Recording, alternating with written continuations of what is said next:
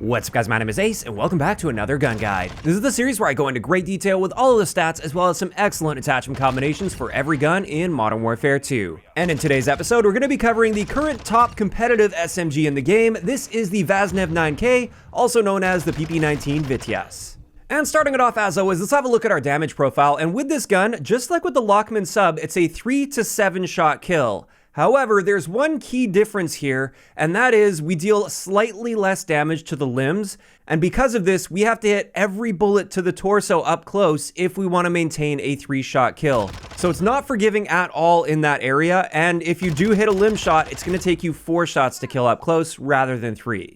As for headshots, these are effectively useless at close to mid-range. However, at longer ranges, headshots actually do come into play, and all it takes is one headshot mixed in with torso shots in order to reduce the number of shots to kill. But then let's get into our rate of fire. This is 779 rounds per minute, and what this means is our 3-shot time to kill potential is very, very fast at 154 milliseconds. This is a very highly competitive time to kill. However, like I said earlier, you do have to hit all of your shots to the torso in order to get that great time to kill.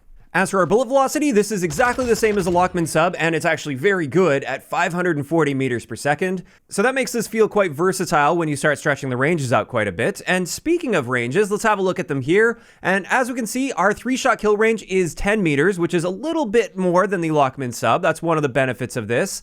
Our 4-shot kill range is about 19 meters, which is excellent as well. The 5-shot kill is around 24 meters, and then finally, it drops off to a 7-shot kill at about 45 meters. Overall, for an SMG, this is actually quite an impressive range profile, and it's one of the things that makes this gun so versatile.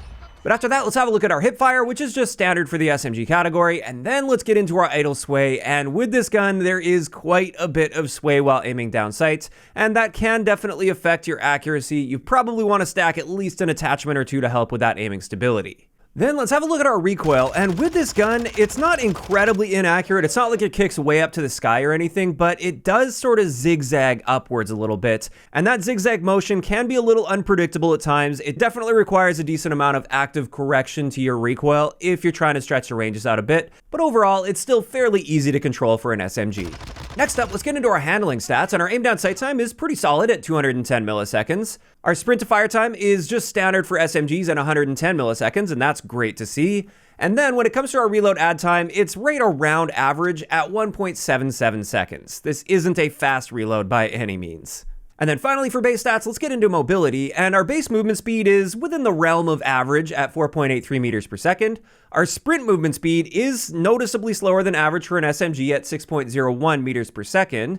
And then finally, our aim walking movement speed, once again, this is within the realm of average for an SMG. It's a little above average, but not by a large margin. So overall, when it comes to mobility, it's just fairly standard for an SMG. And with that, we can now move on to the stats of the barrels on this gun, and we'll kick this off with the ranges. We only have 2 barrels with the Vaznev at this point. And the first one, that CAS-1 381mm barrel, will increase our ranges by 25%, and that's a really nice boost. Whereas the second barrel, the SA Response 3, this one only gives us about an 8% improvement to our ranges, which is not nearly as noticeable.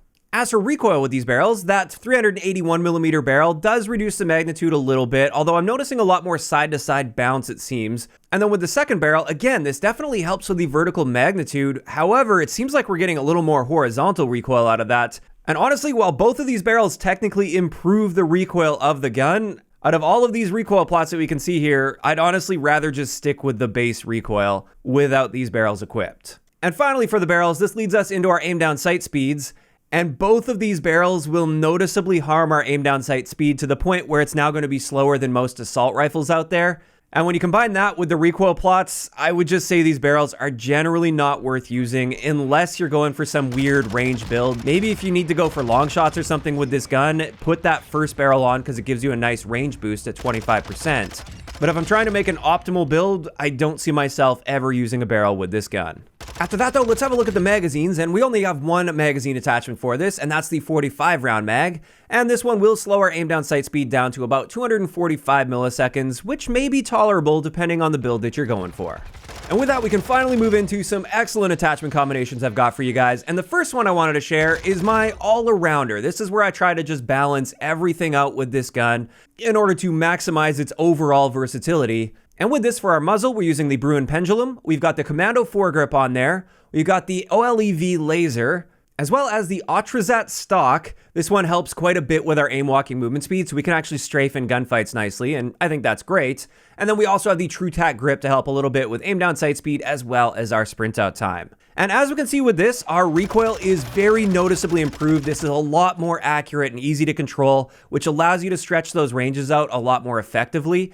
And therefore, this massively increases the versatility of the gun. And with all of this, I still managed to keep our aim down sight speed at a very reasonable level for an SMG at 255 milliseconds. So there we go, that's the first one, and that really maximizes the versatility of this gun. As for the next one I wanted to share for you guys, it's honestly not a whole lot different than the previous setup. I do feel like a lot of the attachments with this gun just simply make it worse. So with this one, I just made a few slight changes to make this more of a balanced aggression build. So you're not going to be as effective stretching out your ranges compared to the previous build that I shared for you guys. But with this one, we definitely get a much snappier aim down sight speed at 200 milliseconds. So you're going to get on target a little faster. And it's still very reasonable in the recoil department. So for close to mid-range, this is going to be excellent. But if you try to stretch it out beyond that, you are going to struggle more than with the previous build. And with that, that's going to wrap it up today's gun guide on the Vaznev-9k. As for my thoughts on this gun, obviously I think it's great. I can see why the competitive scene really leans toward that. However, if you are a little bit on the inaccurate side, if you're the spray and pray type, you may have more success with the Lockman sub, simply due to the fact that it's more forgiving with that 3-shot kill potential. If you're really confident in your ability to hit torso shots up close though, then the Vaznev is the better option for you, and it's also just a little bit better at range as well compared to the Lockman.